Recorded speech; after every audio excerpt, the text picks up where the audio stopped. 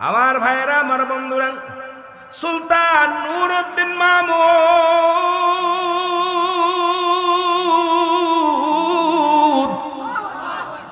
একজন সুলতান ছিলেন, দেশের একজন প্রেসিডেন্ট। এক ওয়াক্ত নামাজ ছাড়ে নাই, একবারও রোজা ছাড়ে নাই, আল্লাহর জিকির করে, প্রতিনিয়ত তাহাজ্জুদের নামাজ পড়ে। বাবারে দিলের কান্ডা লাগা আলোচনা শোনেন। সুলতান মাহমুদ, আল্লাহু আকবার বলেন। নুরউদ্দিন মাহমুদ সালাত আদায় করলেন, জামাতে নামাজ পড়লেন। রাসূলুল্লাহ দুরূদ পড়ে শুয়ে রইলেন। আল্লাহুম্মা সাল্লি আলা সাইয়্যিদিনা মাওলানা মুহাম্মদ আলা আলি সাইয়্যিদিনা মাওলানা মুহাম্মদ। একটু আমার সাথে পড়েন, আল্লাহুম্মা সাল্লি আলা সাইয়্যিদিনা মুহাম্মদ নাবিয়ানা শাফিয়ানা মাওলানা। আকাশ কান্দে, বাতাসে কান্দে, কান্দে বিবি ফাতিমা, যমুনায় আসমান কান্দে, কান্দে সোনার মদিনা। আল্লাহুম্মা সাল্লি আলা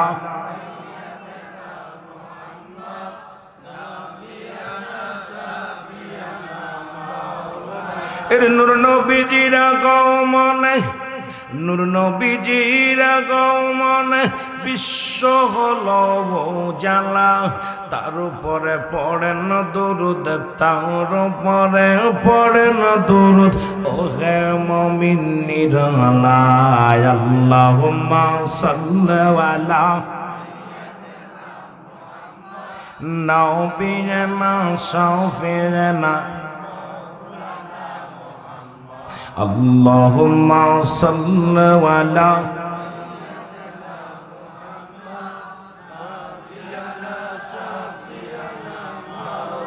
৬৩ বছর কাঁদলেন নবী সকলে উম্মতের মায়ায়, এখনো কাঁদেন নবী, এখনো কাঁদেন নবী, শুইয়া সোনার মদিনায়। আল্লাহুম্মা সাল্লি আলা নাবিয়ানা শাফিয়ানা। এ দুনিয়ার মুসলমান,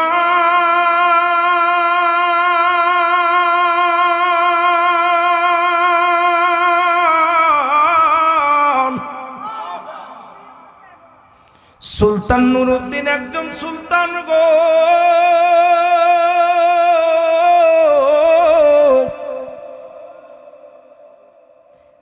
নামাজ আদায় করে, নফল পড়ে, সুন্নাত পড়ে, নবীর দুরূদ পড়া শুয়ে আছে রে। রহমতের নবী ডাকতে বলে, এ সুলতান নুরউদ্দিন মাহমুদ, তুমি ঘুমায় আসো গো, তুমি ঘুমায় আসো, একবার জাগো জাগো। আমি নবীর বড্ড কষ্ট হয়। আমি নবীর রওজার পাশে, আমি নবীর রওজার পাশে দুইজন নীল চক্ষুধারী মানুষ। আল্লাহু আকবার। আমি আপনাদের কথা বুঝাইতে যাইয়া, নবীর দুশমন এখনো আছে, তৎকালীন ছিল গো। নবীর ইন্তেকালের পরও নবীর লাশ মুবারক নিয়ে দুশমনি করেছে, জোরে বলেন ঠিক কিনা? আমি বোঝানোর জন্য সুন্নি ভাইদের করা কথা বলে যাই। দাদু ভাইয়েরা, অনেক লম্বা আলোচনা, অনেক আলোচনা আছে, তবে বইলা যায়। আল্লাহ নবী স্বপ্নে দেখেন নুরউদ্দিন জঙ্গি, সুলতান নুরউদ্দিন মাহমুদ আমার ইবাদতে ডিস্টার্ব করে। আমি নবী আমার উম্মতের জন্য কান্দি, আমি নবী আমার উম্মতের মায়ায় পাগল দেওয়ানা রে।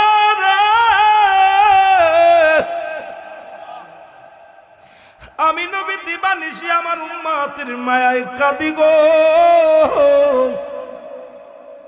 ও সুলতান নুরউদ্দিন মাহমুদ, আমার রওজার পাশে দুইজন নীল চক্ষুধারী দুইটা মানুষ আমাকে খুব ডিস্টার্ব করে। এদেরকে জলদি করে তাড়াও, এদেরকে জলদি করে তাড়াইয়া দাও, এদেরকে এদের হাত থেকে আমাকে রক্ষা করো। এই ইহুদিদের হাত থেকে রক্ষা করো। আজকে ইহুদির ওই ইসরায়েলের ইহুদিরা মুসলমান, শুনে নেন, ফিলিস্তিনের মুসলমানদের গায়ের রক্ত ঝরাই গো।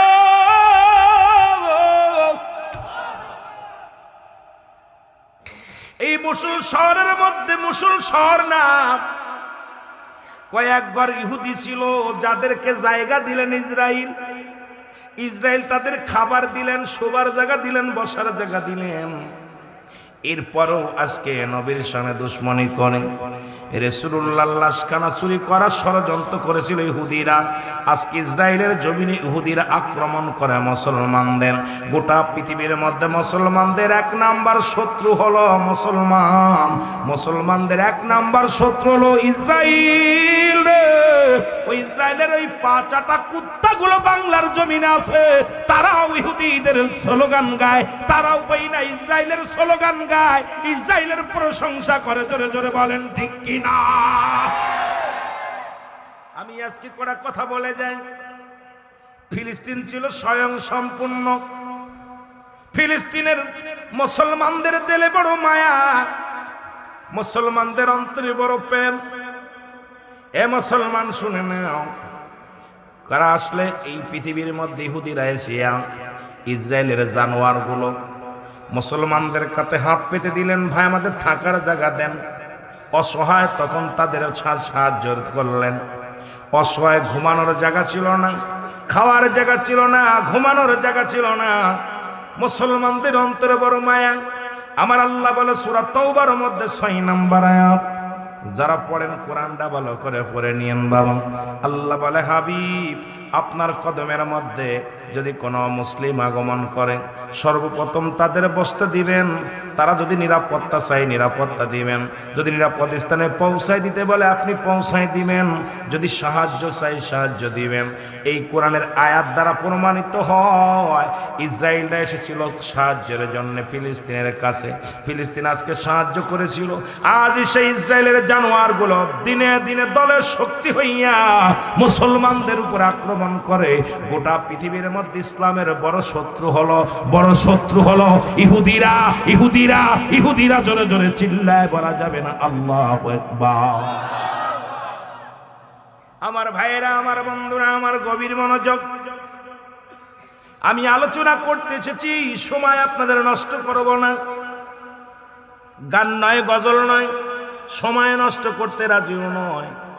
যেহেতু আমি ওয়াজ করে শেষ করতে পারবো না, হয়তো যুবকদের মজা লাগবে না।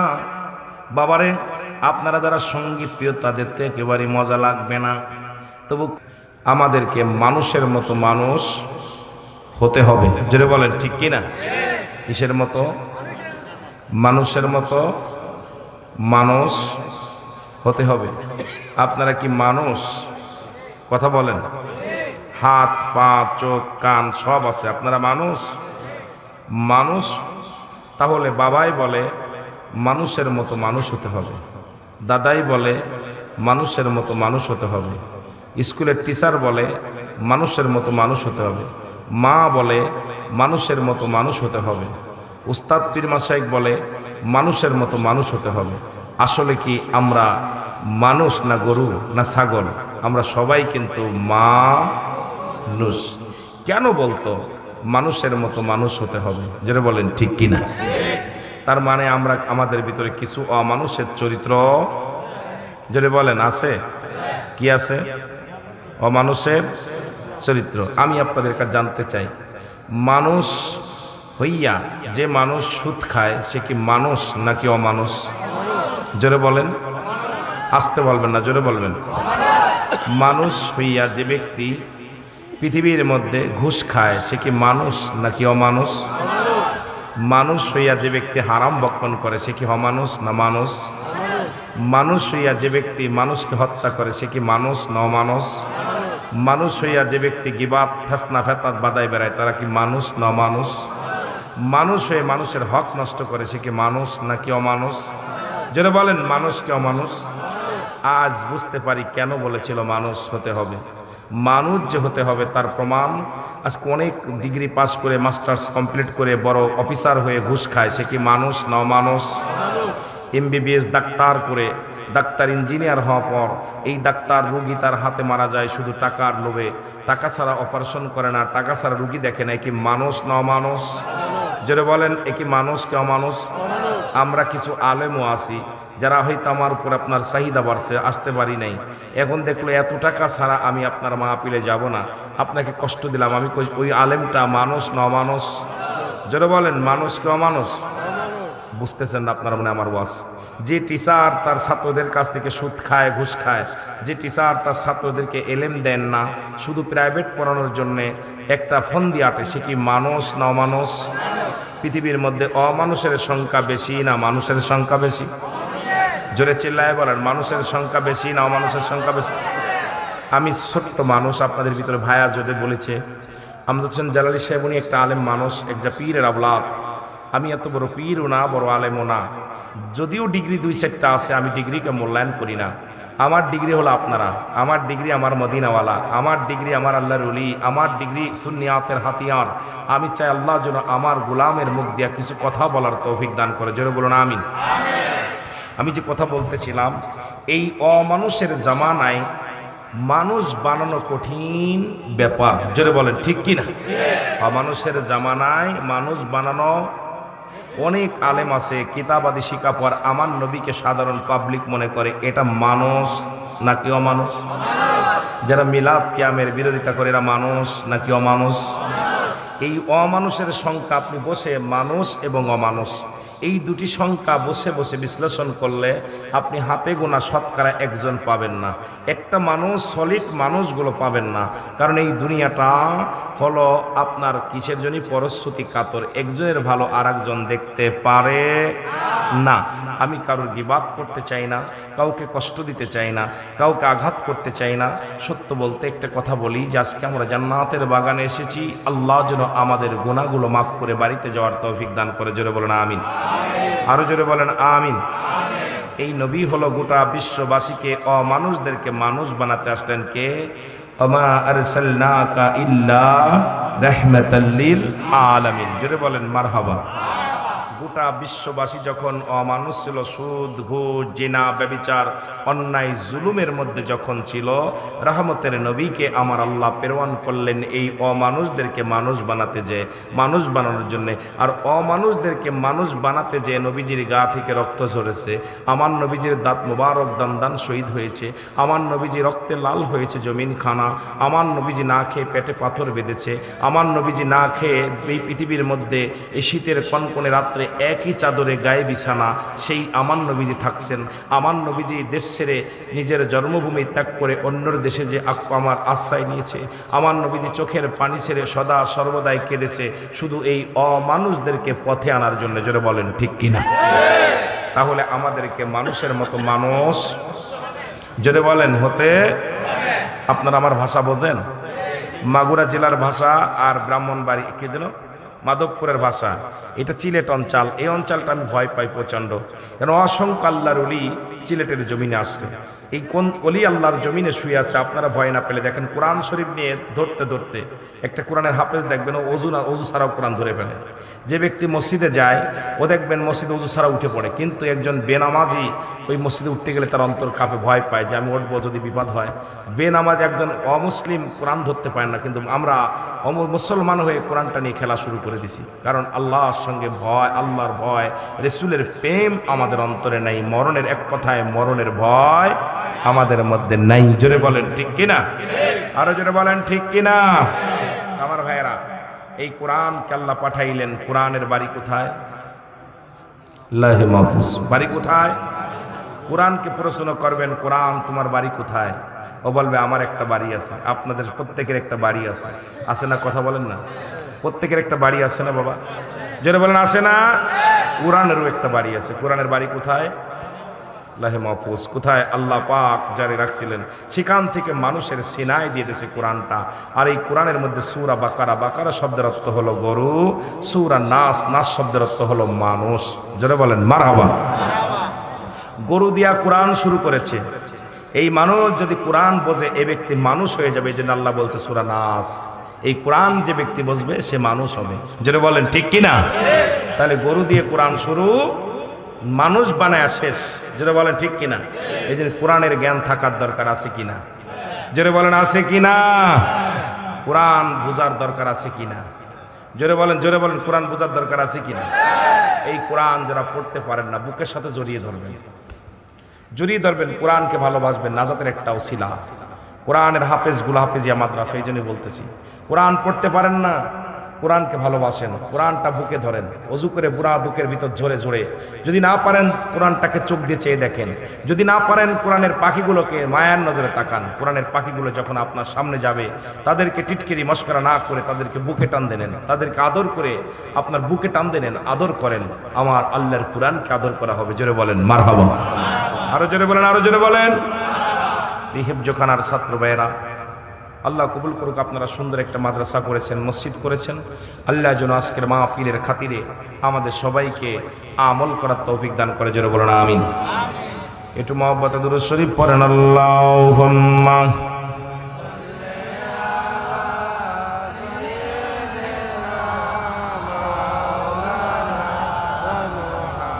ওয়ালা আলি সাইয়্যিদিনা।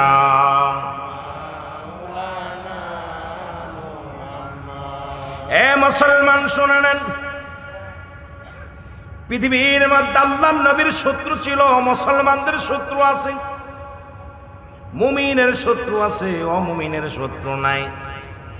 পৃথিবীর মধ্যে ইমানদারের অনেক শত্রু, বেঈমানদারের কোনো শত্রু নাই। ওই ইমানদারেরা আল্লাহর পথে চললে অনেক কষ্ট আসবে, আল্লাহর পথে চললে অনেক বিপদ আসবে। আল্লাহর পথে চলতে যাইয়া যদি জীবন দিতে হয়, মদিনাওয়ালার প্রেমিকেরা জীবনটা পর্যন্ত দিতে রাজি। জোরে বলেন ঠিক কিনা? আমার ভাইয়েরা, আমার বন্ধুরা, আমার এই কোরআনটাকে পৃথিবী থেকে বানোয়াট মনে করার দেওয়ার জন্য যুগে যুগে অসংখ্য হাফেজদেরকে হত্যা করা হলো, যুগে যুগে অসংখ্য কোরআনের পাখিগুলোকে দুনিয়া থেকে বিদায় করে দেওয়া হলো। বদর প্রান্তরে, উহুদ প্রান্তরে, খায়বার প্রান্তরে যত যুদ্ধ সংগঠিত হলো, কাফের বেঈমানদের সামনে কোন কোরআনের পাখি পাইলে সঙ্গে সঙ্গে তাদেরকে হত্যা করা হতো। কারণ তাদের ধারণা এই কোরআন যদি সিনার মধ্যে থাকে আমরা জীবনে অন্য কারো পূজা করতে পারবো না। কোরআনের জ্ঞান যদি কোনো মানুষের ভিতরে থাকে, এই মানুষটা কোনো মুসলিমকে নেতা বলে মানতে পারবে না। এই কোরআনটাকে ভুল ধরাতে হবে। এই জন্য ও মুসলমান শোনে নাও, আমার আল্লাহ বলে কোরআনের কোনো ভুল নাই। আল্লাহ বলেন জালিকাল কিতাবু লা রাইবা ফীহি। জোরে বলেন মারহাবা। আল্লাহ বলেন হাবিব ওদের জানায়া দেন আমার কোরআনের মধ্যে কোনো ভুল নাই। পৃথিবীর যত কিতাব আছে, বই লেখা পর কবিরা বলে বইয়ের যদি কোনো ভুল হয়ে যায় সংশোধন করার জন্য একটা নাম্বার দিয়ে দেন। এবং মুসলমান শুনে নেন, যদি ভুল ধরতে পারেন সংশোধিত করা হবে। কোরআন ওই যাচ্ছে দুনিয়া এলাহুল থেকে আল্লাহর তরফ থেকে আল্লাহ পাক বান্দার জন্য পাঠাইছে। আজ পর্যন্ত একটা হরফ, একটা নুক্তা, একটা জবর পৃথিবীর কোনো মানুষ ভুল ধরতে পারে নাই। জোরে বলেন ঠিক কিনা? কিয়ামত পর্যন্ত পারবে না। জোরে বলেন ঠিক কিনা? এই কোরআনের মধ্যে কোনো ভুল নাই, কোরআনের কোনো জবরের ভুল নাই, কোরআনের কোনো জেরের ভুল নাই। এ দাদু ভাইয়েরা, পৃথিবীর মধ্যে কোরআনটাকে অবমাননা করে কারা? মুনাফিক বেঈমানেরা। আর কোরআনের ভুল ধরে না কারা? আল্লাহ বলেন হুদান লিল মুত্তাকিন। এই কোরআন আছে একমাত্র হেদায়েত প্রাপ্ত বান্দাদের জন্য। আল্লাহ পাক এই দুনিয়ার মধ্যে কোরআনুল কারীম পাঠাইছে। জোরে জোরে বলেন মারহাবা। হেদায়েত প্রাপ্ত বান্দা যারা, তারা কোরআনের ভুল কখনো ধরবে না। কোরআনকে ভালোবাসে কারা? কোরআন নাম শুনলেই মনে করবেন এটা অনেক পুরান। পৃথিবীর মধ্যে কত গান আসলো, কত না রং বেরঙের বাজনা আসলো, কত রং বেরঙের গান আসলো। সব গান সব গান মানুষের মন থেকে হারিয়ে গেছে, মানুষ গানের প্রতি অনিষ্ঠা হয়ে গেছে। কিন্তু কুরআনুল কারীম, ওই যে ছোট্টবেলা থেকে শুনলাম সূরা ফাতিহা, সূরা নাস, সূরা ইখলাস, যত পড়ি ততই মজা লাগে। আমার আলোচনার আগে আমার এক ছোট ভাই, ছাত্র ভাই কুরআন তেলাওয়াত করলো, যত পড়ে ততই মজা লাগে। জোরে বলেন ঠিক কিনা? কারণ মজা লাগবে কাদের জন্য? ইমানদারদের জন্য। আর বেঈমানদের জন্য এটা বড় কষ্টের কারণ হয়ে যাবে, অসুবিধার কারণ হয়ে যাবে। এই জন্য আমার ভাইয়েরা শুনে নেন, পৃথিবীর মধ্যে আপনার আমরা যারা আছি, আমার আল্লাহ পাক হাবিবের জানা দেয়, হাবিব এই দুনিয়ার মধ্যে আমাকে বাদ দিয়ে যারা অন্যকে খুদা বানায়, ভগবান বানায়, তাদেরকে আপনি জানা দেন, কুল হুয়াল্লাহু আহাদ আল্লাহুস সামাদ লাম ইয়ালিদ ওয়া লাম ইউলাদ ওয়া লাম ইয়াকুল লাহু কুফুয়ান আহাদ। জোরে জোরে চিল্লায়া বলা যাবে না আল্লাহু আকবার। এই দুনিয়ার মুসলমান,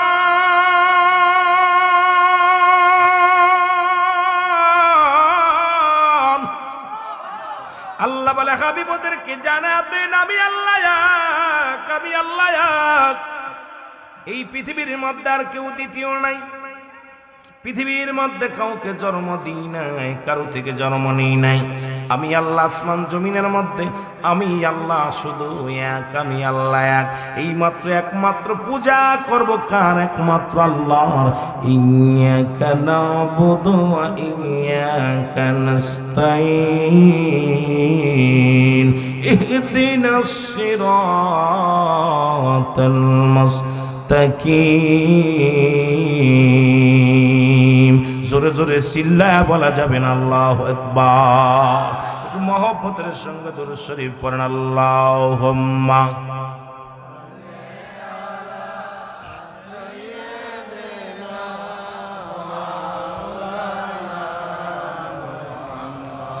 ওয়া আলা আলি সাইয়্যিদিনা।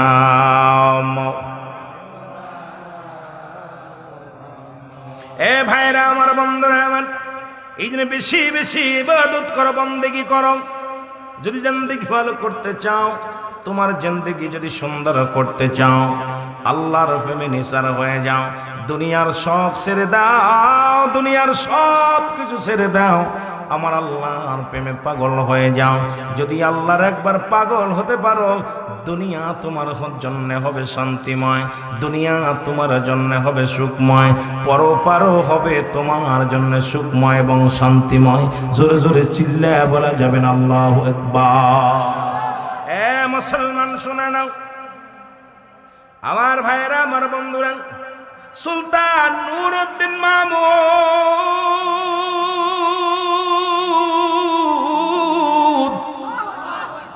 একজন সুলতান ছিলেন, দেশের একজন প্রেসিডেন্ট। এক ওয়াক্ত নামাজ ছাড়ে নাই, একবারও রোজা ছাড়ে নাই, আল্লাহর জিকির করে, প্রতিনিয়ত তাহাজ্জুদের নামাজ পড়ে। বাবারে দিলের কান্ডা লাগে আলোচনা শোনেন। সুলতান মাহমুদ, আল্লাহু আকবার বলেন। নুরউদ্দিন মাহমুদ সালাত আদায় করলেন, জামাতে নামাজ পড়লেন। রাসূলুল্লাহ দুরূদ পড়ে শুয়ে রইলেন, আল্লাহুম্মা সাল্লি আলা সাইয়্যিদিনা মাওলানা মুহাম্মদ ওয়ালা আলি সাইয়্যিদিনা মাওলানা মুহাম্মদ।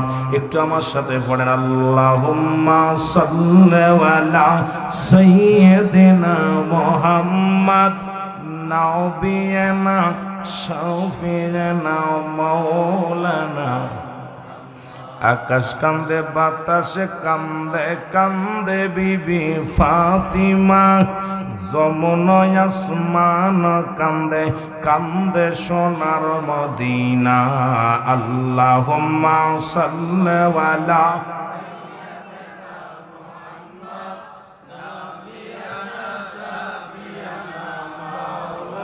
এর নূর নবীজির আগমনে নূর নবীজির আগমনে বিশ্ব হলো জ্বালা, তার উপরে পড়েন দুরুদ, তার উপরে পড়েন দুরুদ, ও হে মুমিন নিরালা, আল্লাহুম্মা সাল্লি আলা নবিয়িনা শাফিঈনা, আল্লাহুম্মা সাল্লি আলা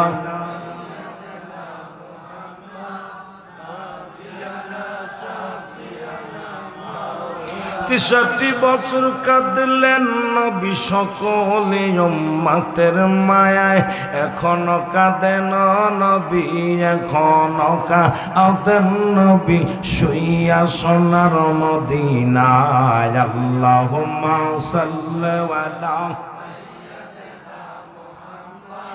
নবিয়িনা শাফিঈনা। এ দুনিয়ার মুসলমান,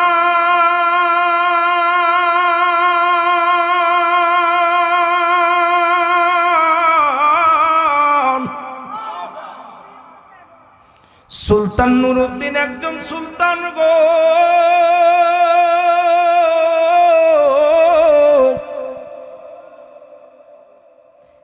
নামাজ আদায় করে নফল পড়ে সুন্নাত পড়ে নবীর দুরূদ পড়া শুয়ে আছে রে। রহমতের নবী ডাকতে বলে, এ সুলতান নুরউদ্দিন মাহমুদ, তুমি ঘুমায় আসো গো, তুমি ঘুমায় আসো, একবার জাগো জাগো। আমি নবীর বড্ড কষ্ট হয়। আমি নবীর রওজার পাশে, আমি নবীর রওজার পাশে দুইজন নীল চক্ষুধারী মানুষ। আল্লাহু আকবার। আমি আপনাদের কথা বুঝাইতে যাইয়া, নবীর দুশমন এখনো আছে, তৎকালীন ছিল গো। নবীর ইন্তেকালের পরও নবীর লাশ মুবারক নিয়ে দুশমনি করেছে, জোরে বলেন ঠিক কিনা। আমি বোঝানোর জন্য সুন্নি ভাইদের করা কথা বলে যায়। দাদু ভাইয়েরা, অনেক লম্বা আলোচনা, অনেক আলোচনা আছে, তবে বইলা যায়। আল্লাহ নবী স্বপ্নে দেখেন নুরউদ্দিন জঙ্গি, সুলতান নুরউদ্দিন মাহমুদ আমার ইবাদতে ডিস্টার্ব করে। আমি নবী আমার উম্মতের জন্য কান্দি, আমি নবী আমার উম্মতের মায়ায় পাগল দেওয়ানা রে।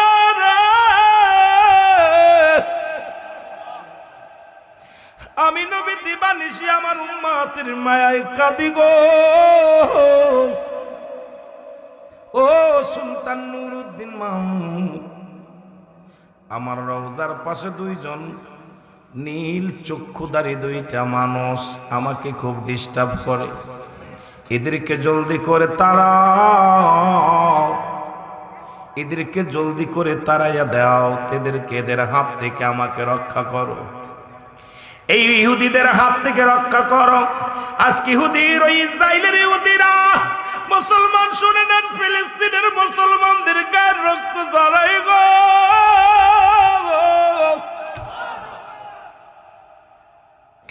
এই মুসল শহরের মধ্যে, মুসল শহর না, কয়েকবার ইহুদি ছিল যাদেরকে জায়গা দিলেন ইসরায়েল। ইসরায়েল তাদের খাবার দিলেন, শোবার জায়গা দিলেন, বসার জায়গা দিলেন। এরপরও আজকে নবীর সামনে দুশ্মনী করে। রাসূলুল্লাহর লাশখানা চুরি করার ষড়যন্ত্র করেছিল ইহুদিরা। আজকে ইসরায়েলের জমিনে ইহুদিরা আক্রমণ করে মুসলমানদের। গোটা পৃথিবীর মধ্যে মুসলমানদের এক নাম্বার শত্রু হলো মুসলমান। মুসলমানদের এক নাম্বার শত্রু হলো ইসরায়েল। ওই ইসরায়েলের ওই পাঁচটা কুত্তাগুলো বাংলার জমিনে আছে, তারাও ইহুদিদের স্লোগান গায়, তারাও বইনা ইসরায়েলের স্লোগান গায়, ইসরায়েলের প্রশংসা করে। জোরে জোরে বলেন ঠিক কিনা। আমি আজকে কটা কথা বলে যাই। ফিলিস্তিন ছিল স্বয়ং সম্পূর্ণ। ফিলিস্তিনের মুসলমানদের দিলে বড় মায়া, মুসলমানদের অন্তরে বড় প্রেম। এ মুসলমান শুনে নাও, কারা আসলে এই পৃথিবীর মধ্যে ইহুদিরা এসিয়া ইসরায়েলের জানোয়ার গুলো মুসলমানদের কাছে হাত পেতে দিলেন, ভাই আমাদের থাকার জায়গা দেন। অসহায়, তখন তাদের সাহায্য করলেন। অসহায়, ঘুমানোর জায়গা ছিল না, খাওয়ার জায়গা ছিল না, ঘুমানোর জায়গা ছিল না। মুসলমানদের অন্তরে বড় মায়া। আমার আল্লাহ বলে সূরা তাওবার মধ্যে 6 নম্বর আয়াত, যারা পড়েন কোরআনটা ভালো করে পড়ে নিয়েন বাবা। আল্লাহ বলে, হাবিব, আপনার কদমের মধ্যে যদি কোনো মুসলিম আগমন করে, সর্বপ্রথম তাদের বসতে দিবেন। তারা যদি নিরাপত্তা চাই নিরাপত্তা দিবেন, যদি নিরাপদ স্থানে পৌঁছায় দিতে বলে আপনি পৌঁছায় দিবেন, যদি সাহায্য চাই সাহায্য দিবেন। এই কোরআনের আয়াত দ্বারা প্রমাণিত হয় ইসরায়েলরা এসেছিল সাহায্যের জন্য ফিলিস্তিনের কাছে। ফিলিস্তিন আজকে সাহায্য করেছিল, আজ সেই ইসরায়েলের জানোয়ারগুলো দিনে দিনে দলের শক্তি হইয়া মুসলমানদের উপর আক্রমণ করে। গোটা পৃথিবীর মধ্যে ইসলামের বড় শত্রু হলো ইহুদিরা। ইহুদিরা ইহুদিরা জোরে জোরে চিল্লায় বলা যাবে না আল্লাহু আকবার। আমার ভাইয়েরা, আমার বন্ধুরা, আমার গভীর মনোযোগ, আমি আলোচনা করতে এসেছি, সময় আপনাদের নষ্ট করব না। গান নয়, গজল নয়, সময় নষ্ট করতে রাজিও নয়। যেহেতু আমি ওয়াজ করি শেষ করতে পারবো না, হয়তো যুবকদের মজা লাগবে না। বাবারে, আপনারা যারা সঙ্গীত প্রিয় তাদের তো একেবারে মজা লাগবে না, তবু